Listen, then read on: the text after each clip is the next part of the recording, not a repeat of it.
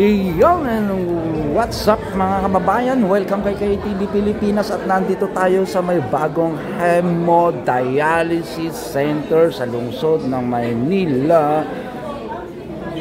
Kasabay ng ating mga nagagandang mga doktor at doktora, mga kababayan ng ating lungsod. Hi, Director, good morning. Hello. Good morning, sir. Good morning po. At ang ating city administrator, nandito rin po si Attorney Wardy, is Dr. Santos. Shout out sa mga magigiting nating mga doktora ng lungsod ng Maynila. At syempre kung bakit nandito tayo mga kababayan, nandito yung mga bagong machine natin sa hemodialysis.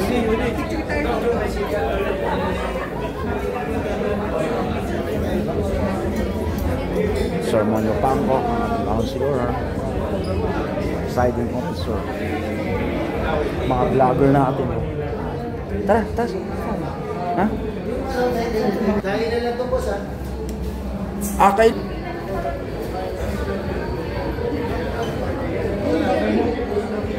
Dinig na dinig ang boses.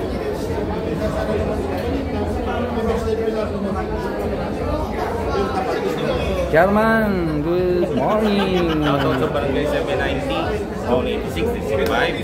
Shoutout sa mga kabarangay ko. Salamat, Yorme, Vice Chief Atienza, tsaka Congressman Erwin Cheng.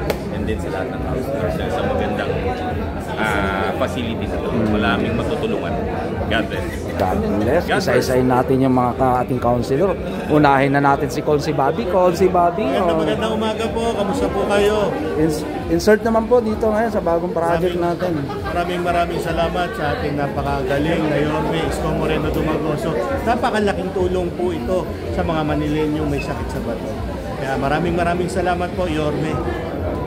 Yan, thank you Sir Bobby. And syempre ang ating Sir Monyo Pangko. Good morning, sir. Ako, wala na ako masabi talaga.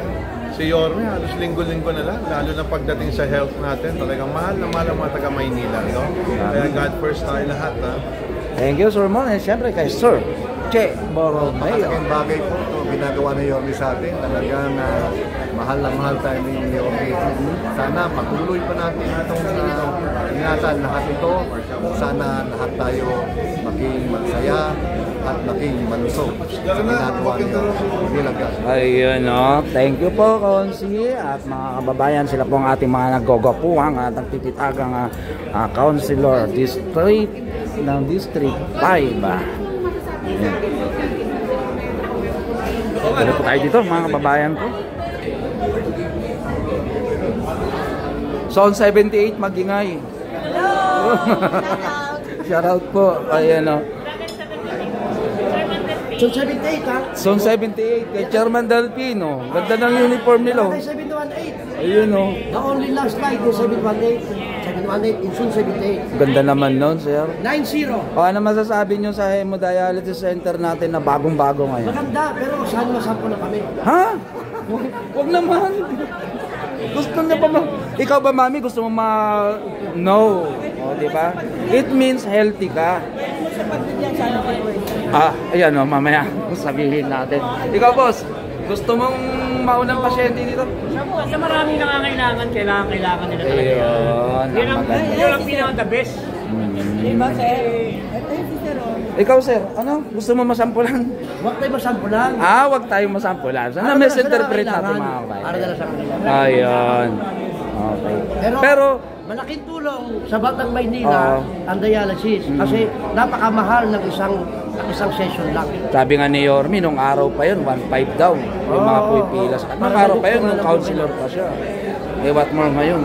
Si Yorme lang ang nakaisip ng isang konsepto, ng isang dati gusto na Maynila, naman ay ngayon naibigyan niya na may dialysis, ngayon ginagawa yung laboratory. Okay. Mas maganda pa na po. At si Yorme ang nakaisip na Si Yorme lang. dumurog ng bato. Oo, di ba? Pero hindi yung bato na ano. Wala. Yan yung naisip ni Yorme. Pandurog ng bato. Hindi ba? Bossing. Ito, boss, talaga totoo. Inabot ito. Itong lugar na to, tambakan lang to yung araw. Tama. Hindi hindi dahil kay Mayor Isko Moreno, wala tayo ganito. Marami makikinabang sa distrito ng Maynila. Kaya maraming salamat kay Mayor Isko Moreno. God first. Yun, nandito yung mga lumang sasakyan dyan sa may likod na emergency, di ba? Alam na alam nila yung kwento. Bakit? Zona nila to mga kababayan. Zone 78. Okay, mabuhay po. God bless. Ay, palalagpasin ba natin itong mga to?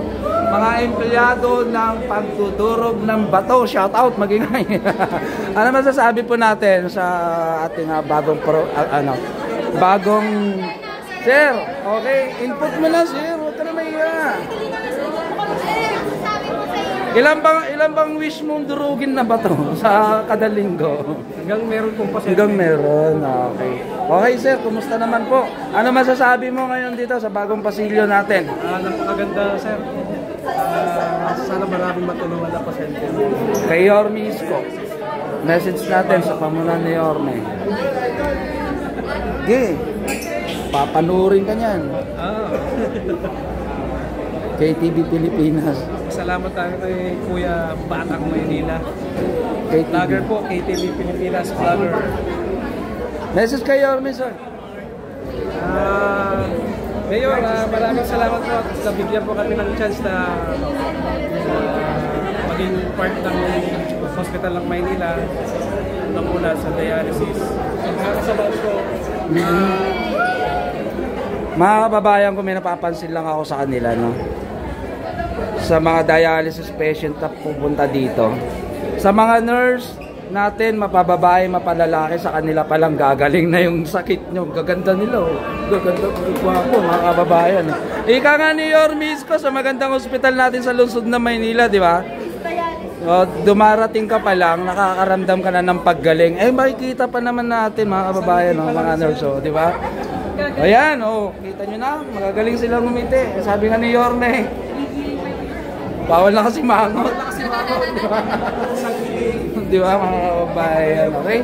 So, shoutout, mag-ingay na lang po. Isang A naman dyan, Hey! Thank you. Lalabas ka. Hello. Hi, sister. Magandang tanghali po. Ano po masasabi natin sa project ni Yorme? Ay, very good. Very excellent. Para sa mga future patient po natin, ano po yung may sasabi natin? For the future patient, they should not worry because they are going to be handled and taken care of the city. Yes. Through the flagship program of our mayor, health. The number one is health. The MBN guy, nakapokus na tayo sa health, education, job. Then employment. Yes. And then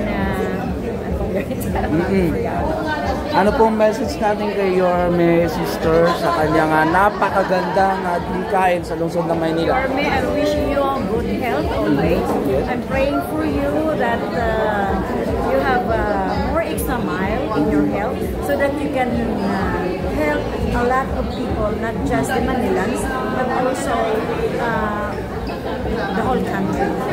Yung pagpupuyat niya ng 24 hours. Yes, it's very recommendable. God first. God first po. Thank you, sister. Salamat po. Ayan, mga kababayan. Siyempre, pitikan na natin sila. Nandito na rin lang sila. Hello po. Magandang tanghali.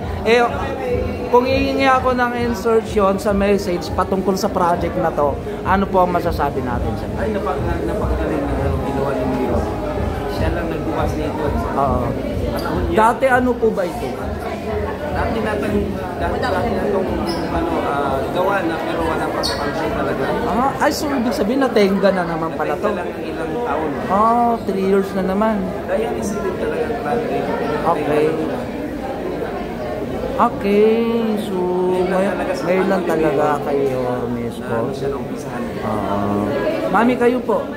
We are very lucky to have our mayor, Isko Moreno, na lahat ng health problems, lahat ng health projects binibigay niya sa mga taga-Manila. At nakakarami na tayo. Hospital, Basayco, health center, Tatlap.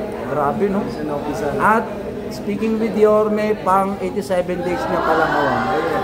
Oh, di ba? Malapit ng mag-report ng 100 day performance. Kasama po sa report. Yes, kasama po ito. So, yun po. Mami, ikaw na po. Ito na po yung tugon ng Takulanan ng dialysis centers. Kasi nagpupulang po tayo, kaya magkatumi na po. So, at least meron na po tayong 22. 22 na po. Ilan po dati yung nakatenga dito? 6? 4? 17. Meron pa po kung wide dalawa sa hospital. Wow.